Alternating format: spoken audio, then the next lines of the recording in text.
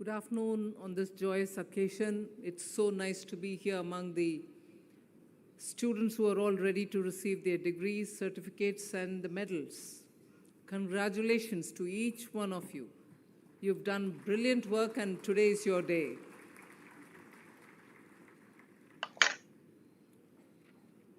The founder and most respected educationist, Dr. S.B. Mujumdar, the Pro-Vice Chancellor, Vidya Erabadekar, also the Vice Chancellor Rajni Gupte, and all other dignitaries on the dais.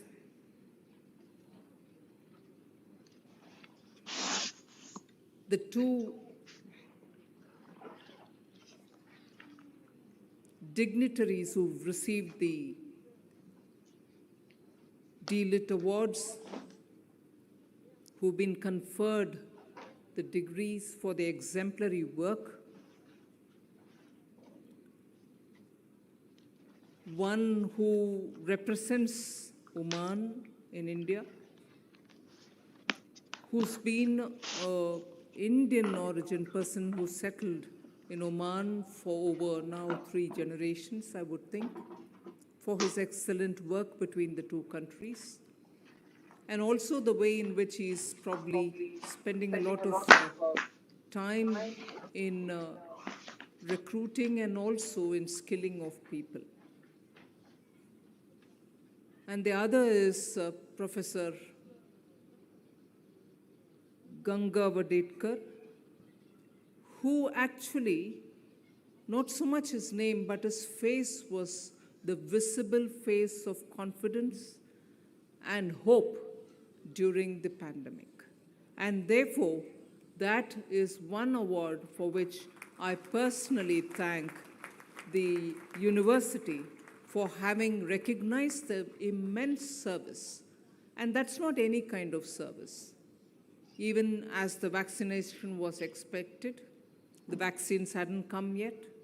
Even as the world was still struggling to share the very few vaccines that were available, and even as many parts of the world had no vaccine at all,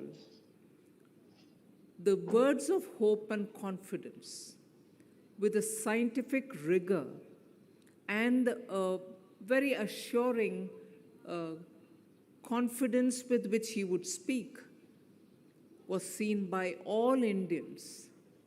And therefore, that was the only medicine we had against COVID at that time, which he dispensed so very carefully in dose by dose after day, and therefore built the foundation for India's COVID-19 response. So for that, my personal respect and regards for the great work he's done.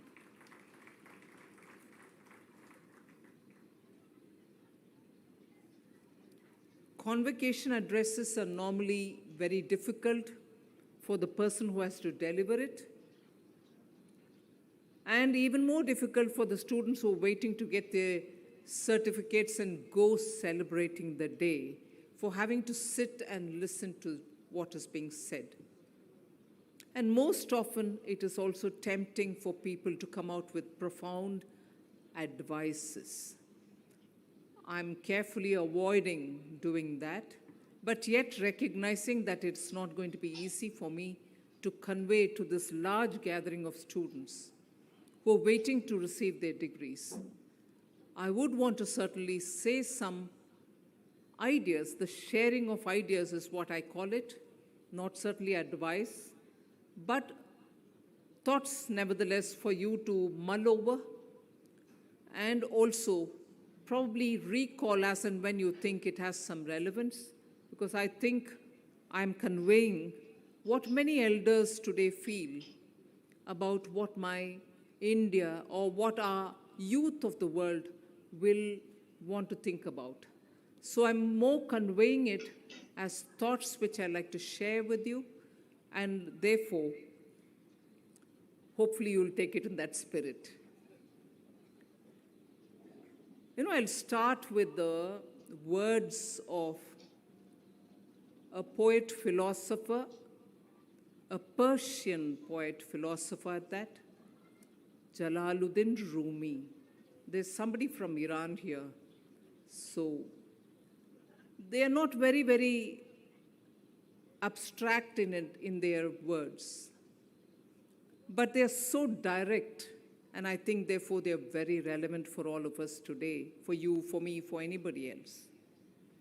He says, and I'm paraphrasing because exact translation is very difficult, but I'm sure there are scholars who can look at it. He says, yesterday, I was clever. Yesterday, I was clever, so I changed the world, or attempted to change the world. That's my addition. Yesterday, I was clever, so I thought I can change the world. I changed the world also, perhaps, I don't know. So his lines are, yesterday, I was clever, so I changed the world. Today, I'm wise, so I'm changing myself. So I think this is going to be something which doesn't have to wait for years of aging for any of us to feel and realize. When we are young, when we have all the gusto in us, and when we think the world is before me to change it, you're right, and that is the energy of the youth which is so required, and I'm sure this house is full of it. And I'm sure from here you're setting out on a course to change the world, which is very welcome. But each gradual day that dawns on us, we realize that from yesterday to today, we slightly have a different perspective of the world, and as a result, you realize it'll be easier for you to also keep changing simultaneously. And why would I want to say this at the very beginning? Because those of you who have been in India, and I understand there's a large international crowd, and many of you would probably have experienced through your elders, through your parents, through your cousins, the kind of things that I just want to put before you today. If it were to be 1970s in India, or mothers and fathers were queuing up to get even a cooking gas connection. Then you came to a 1980s where, you were looking at landline phone numbers. You wanted a member of parliament to give you a recommendation letter saying, I need my landline phone at home. Telephone landline was a luxury at that time. So the 80s passed on like that. I'm only naming one item per decade. So the 80s passed on like that. And came the 90s, there were a few other things, but most interesting is rapidly from the landline, you thought it was a big deal to have a cordless phone at home, because from one room to another, you had this mobility which was extended even as you had just one landline. Quickly, you also had a little pager kind of a thing which only doctors used for some time. Then all of us started using. Please get back, or come and call on the phone. Or there was a ping which would say, call this number. We thought that was rapid change. Then afterwards came a huge piece, which was a mobile phone, which I can't imagine. We used to hold those ugly big ones. But we thought, wow, now I can sit in my car and receive a call or move from one place to another, but always be connected. So that was fine, 90s. Then came those fantastic Blackberries, which said not just calls, you can also get your messages, you can also get your emails. And further came the other phones. But before it was 2000, 2010, you see phones are now everything. You have an iPad. And in between, of course, I forgot to tell you, we also had these little gadgets which were very sleek, which helped you to have all your music loaded onto them, and you could move from one place to another, didn't have to carry a whole lot of cassettes or CDs or whatever. It was all there. You could hear it all. It was very thin. It could go into your pockets. So we thought, oh, good change. Not just connectivity, but information, not just information, entertainment, music, and so on. But come the 2000s, I want to take all of you all back one step to say, what happened? We still had currency notes and coins with which we bought and sold things. Then came, of course, even earlier, we had writing out a check and saying, I've paid you, go take it from your account, but I've bought the stuff. The story of bounce checks I'm not bringing in here. But anyway, you paid it and then you got your stuff. Then you also had this change into, you don't need to carry checkbooks, you have a plastic card which is very thin, which you can use. And accordingly, you also had these machines into which you could swipe, and therefore there were two-way developments in terms of not waiting for currency note, not waiting for coins, but you had these very quick changes all through the 90s. Checks were earlier also present, but I'm seeing the evolution. And then came this fantastic thing saying, oh, not just SMSs, not just emails, not just anything else, the talking, not just the music, not just also some of the streaming that you do, but money is also in your mobile. You could pay or your account could receive. So rapid change in terms of way in which technology was taking over our lives, and we were happily moving, lapping it all up. We liked it. We enjoyed it. And we continue to enjoy it. Today we use QR codes to do anything that we want to transact. So the sum and substance of this, in our own generation, we are seeing this country, and probably many others as well, moving from scarcity to a level of sufficiency. I'm not saying abundance yet.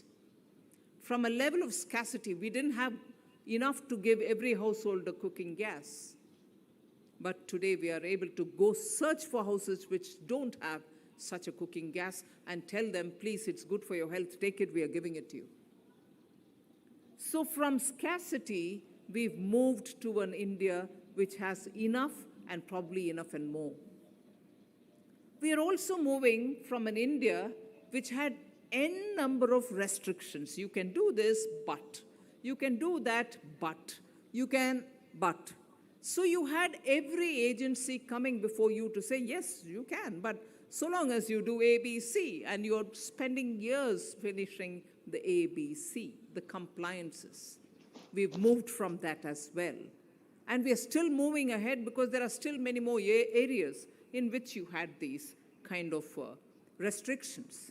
So the movements are so obvious and they are so affecting our daily lives. You have choice now. In fact, sometimes we are spoiled for the choice. So many, and you're not sure which one you want. So, what is the summary of this kind of a narration that I do before you? There is a reset happening, a major reset, not just in India, probably many more countries as well. But the reset has become so rapid post the pandemic. The pandemic actually has made us sit up and understand what has challenged us. Challenged everything, the way in which we live, the way in which we work, the way in which we move, and the way in which we are consciously talking to each other. Everything has been shuffled up. It's not the same again. But if there is change, and if there is really a reset happening, are we ready for it? Are our education institutions giving us enough material, not just physical material, but substance which can make us a better individual so that we can face these changes, adapt to these changes? Knowledge is about, you have it, but you should know to use it the way you should use it and use it rightly so. So today, I take a point which Professor Mujumdar said. Are we teaching values? I'm not even talking about which value is right value, which value is not the right value, which value is good for you, which is not good for me. I'm more talking about doing everything the right way. And the right is most often what your heart and what your intuition tells you. Your heart and your intuition shall tell you that at some moments you will have to react and do something, and some other moments you're better off remaining silent and observing what is happening before you. So strictly speaking, values and those which are culturally inherited, each of us in our own countries, in our own backgrounds, are the ones which give you the strength for that intuitive capacity, are the ones which give you the strength to think about what your heart tells you. That is why in our system, we always say jnana along with one other word. That is always to remember that you may have the knowledge, but you should also have the ability to discriminate between this and that, differentiate between good and bad, and that capacity is what makes you wiser. There is this very famous shloka. I've only recently been to Varanasi, so that memory is very fresh in my mind. So allow me. It may sound religious, but the sum and substance of what that shloka conveys to you is what I'm trying to arrive at, is what Professor Mujumdar has said, is what values which schools, colleges, universities, and actually before and now, families inculcate in people. So when we say, and strictly most families were taught to say it before having their meal in a day, is when we invoke goddess Annapurni. Annapurni, who is actually the one who gives food for all. So we praise her and say, Annapurni, Sadapurni, Shankara Pranavallabe, Jnana Vairagya Siddhyartham, Bhiksham Dehi. Oh, Annapurni, give me that arm, the mercy of giving me some food, the kindness, give it to me. And for what? Not for filling my stomach. I need to achieve Siddhyartham. I need to achieve something. And what is that Siddhi that I want to achieve? Jnana and Vairagya. And Vairagya is that capacity to remain there but not get too attached. Remain there, observe what is happening between good and bad. So, oh Annapurni, give me the food which will preserve my body, thoughts, and keep me alive. And keep me alive for what purpose? To attain jnana and to be dispassionate about it, also have the ability to differentiate it. Of course, there are very many other creatures which also have the power to differentiate, and that's why Hamsa in Indian philosophy, the swan, the sacred swan, is considered to be the only bird which can, when given milk, which can differentiate the milk and the water in it. So we always treat it as a bird attached to Jnana and Vairagya. Hamsa is always seen next to Saraswati. So there is this constant connect of have the knowledge, but also have the knowledge to differentiate between good and bad. That comes through value. Otherwise, as Professor Mujumdar said, you are knowledgeable, but you are not using it for right causes. You're using it for causes which can hurt others. But what is right has also been, in a way, told to all of us. If you're dharmic, meaning if you're doing the right things, you're dharmic. And if you therefore understand dharma, dharma being a very, very space-specific, context-specific, it is not blanket, this is always good and that's always bad. That good and bad also change according to the time, according to the place, according to the situation. There is also an apad dharma, where you do things when you're in a state of sort of difficult position, almost your life is under threat. So the right thing to do at that time will be very different from doing something at a comfortable time. So dharma, therefore, is the doing of the right thing at that moment. So to get that power is gradually to grow it. Families taught what is right. Families showed examples of who do right things at the right time. Now with more and more families becoming nuclear, you really don't get that opportunity. And also in my childhood, and I'm sure a generation afterwards also, but probably now far lesser. In our towns, there used to be evenings of music, kirtan, katha, and so on, which gave us a lot of sit-down comedy, not the stand-up comedy of today, where the person who was telling you the story will also link it up to your today's day-to-day context. So it wasn't always Puranic. It was Purana linked to your current situation also. So all that could grow in you. You could allow it to come back to you whenever you want. But today's age, it is very different. But I was happy to find out there are great people who've led very successful corporate lives and who came back to write about so many things which matter to us. Gurcharan Das is one such a person who I will refer to. He wrote a beautiful book. He was, after all, big man in Procter & Gamble, went around the whole world, came back and said, I'm writing this book on doing things the right way.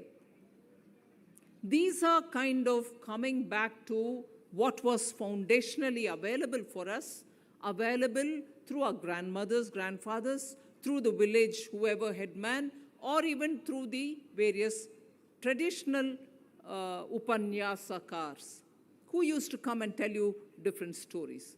But probably today, that is all available on the net.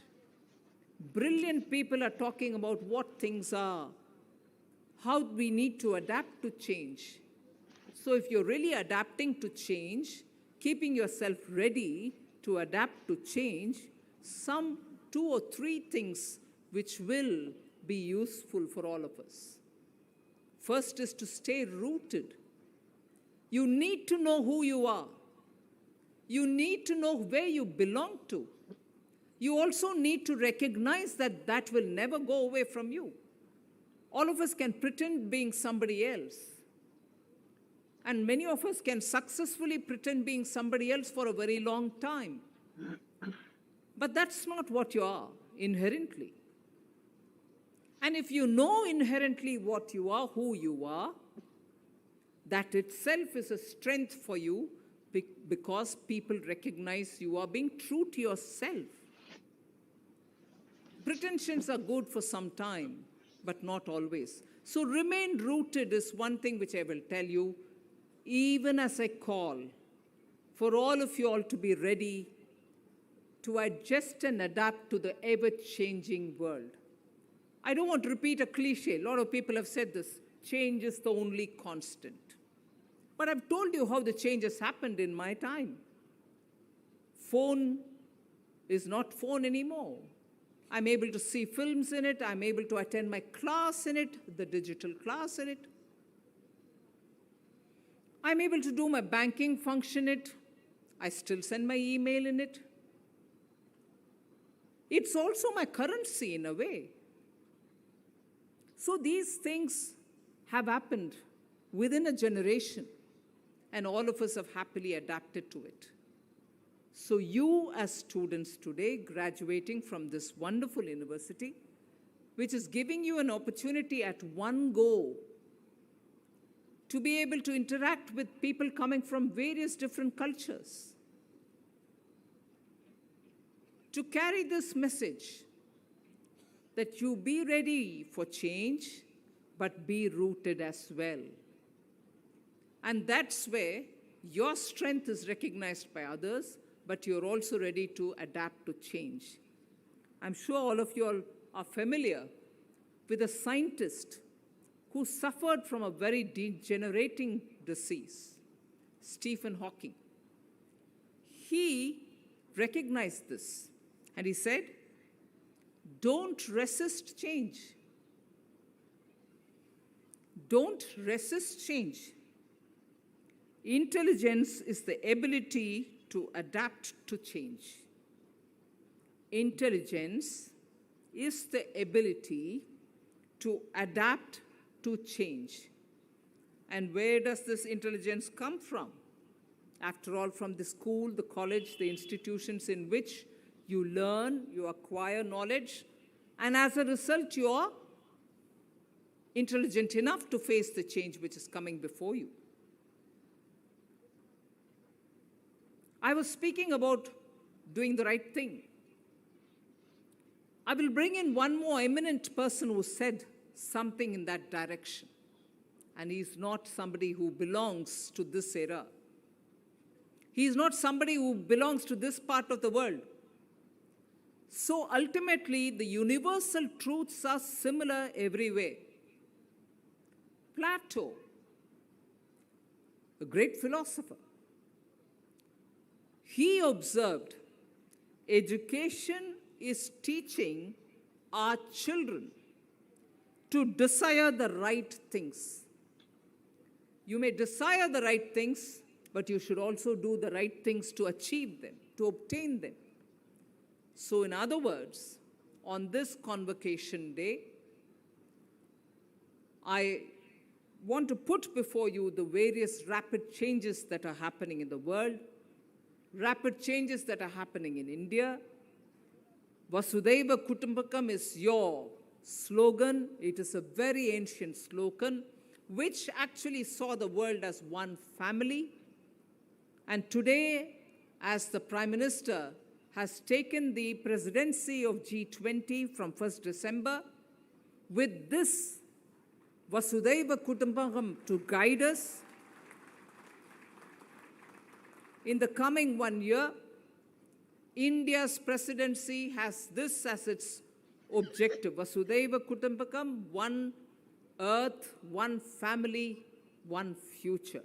Whether you're talking about climate, and that is why even, again, I quote from the Honorable Prime Minister Narendra Modi ji, we need to adapt to changes in our lifestyle as well. He's come up with this coinage, lifestyle for environment.